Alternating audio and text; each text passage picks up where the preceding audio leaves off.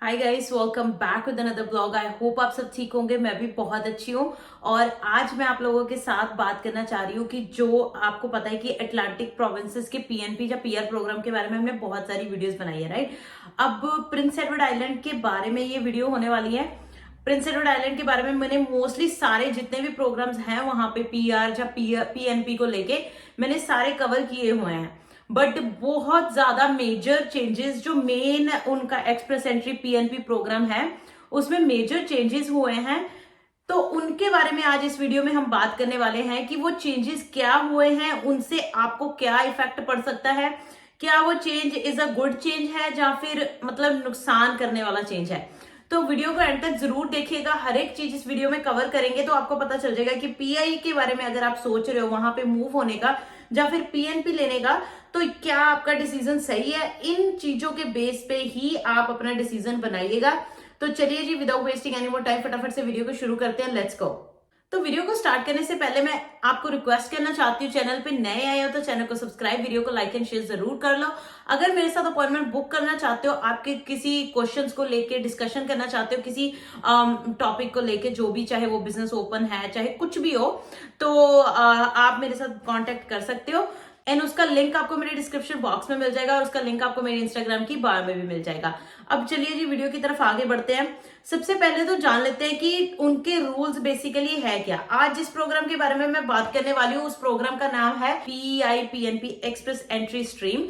तो PEI PNP express entry stream में क्या होता था कि आपको 1 साल काम करना होता था पीआई एम्प्लॉयर के साथ। उसके बाद आपको सिर्फ जॉब लेटर चाहिए होती थी एम्प्लॉयर से, जिसमें आपकी ड्यूटीज, जॉब्स एंड रिस्पॉन्सिबिलिटीज लिखी हुई हो।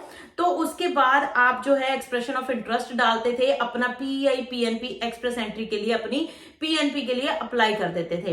एक्सप्रेशन ऑफ इंटरेस्ट का जब रिप्लाई आ जाता था उसके बाद पीएनपी अप्लाई होती थी, आपको इन्विटेशन आता था पीएनपी अप्लाई करने के लिए।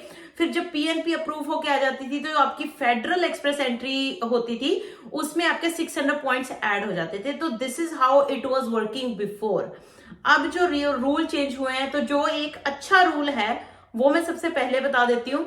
अच्छा रूल ये है कि पहले जैसे आपको 1 साल का एक्सपीरियंस चाहिए होता था, अब वो एक्सपीरियंस 1 साल से 9 मंथ्स का हो चुका है। वैसे मुझे पता है कि ज्यादा फर्क नहीं पड़ता 3 महीने से, बट फिर भी कईयों के वर्क परमिट जो खत्म होने वाले होते थे उनको फर्क पड़ जाएगा बहुत ज्यादा। 3 महीने भी बहुत ज्यादा होते हैं उनके लिए जिनको पता है कि मेरा वर्क परमिट खत्म होने वाला है।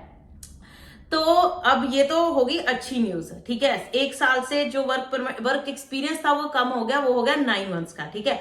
अब आपको 9 मंथ्स काम करना है विद पीआई एम्प्लॉयर। 9 मंथ्स काम करने के बाद एक्सप्रेशन ऑफ इंटरेस्ट डालना है, बाकी प्रोसेस सेम रहेगा, ठीक है।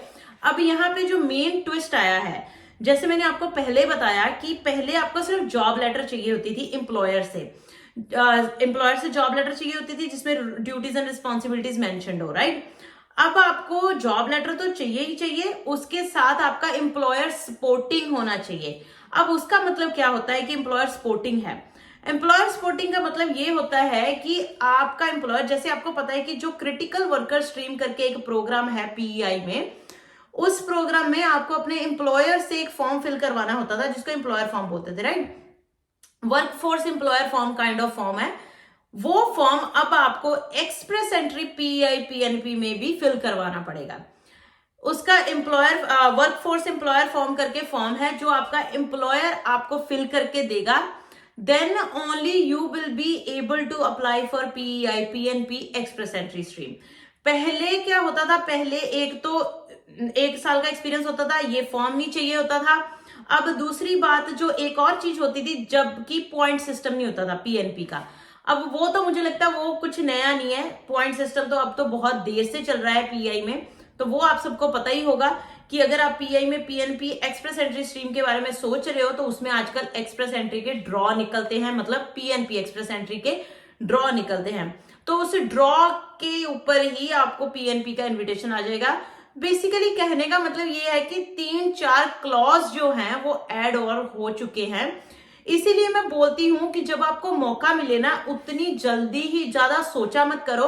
अगर आपको पता है किसी प्रोविंस में अच्छे रूल चल रहे हैं, फटाफट से मूव हो जाया करो और अपने पीआर खत्म कर लो, क्योंकि ऑब्वियसली अब जैसे आपको पता है कि रूरल रिन्यूअल प्रोग्राम चल रहा है अल्बर्टा में, वहां पे भी आपको पता है कि आज तो ठीक है, क्योंकि जब जैसे पीआई पहले ठीक होता था, कल को रूरल रिन्यूअल प्रोग्राम का भी इतना ज्यादा बैंड बजने वाला है ना, ट्रस्ट मी गाइस, जितने ज्यादा लोग वहां पे मूव हो रहे हैं ना राइट नाउ, उतनी जल्दी वहां पे रूल मुश्किल होने ही होने हैं।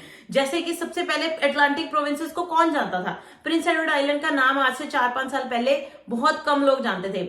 जैसे ही पीआर के प्रोग्राम निकले वैसे ही लोगों को मतलब वहां पे माइग्रेट होना शुरू कर दिया और वहां पे भर गया सारा। तब की अब उनको लोग नहीं चाहिए यार, वहां पे इतनी जगह नहीं है लोगों को रखने के लिए जितने लोग वहां पे जा रहे हैं। इसी वजह से वहां पे जो है रूल्स मुश्किल कर रहे हैं, वो दिन पर दिन रूल चेंज हो रहे हैं, बहुत फ्रीक्वेंटली चेंज हो रहे हैं। तो अपना डिसीजन इन्हीं चीजों के बेस पे जितनी जल्दी हो सके बनाइए। और हाँ, एक इंपॉर्टेंट चीज मैं आपको बताना भूल गई कि 9 मंथ्स का जो आपको एक्सपीरियंस चाहिए ना, वो एक्सपीरियंस 9 मंथ का चाहिए, बट आपका वर्क परमिट जो है पीछे 4 महीने का बचा हुआ होना चाहिए, then only you will be able to apply under that programme.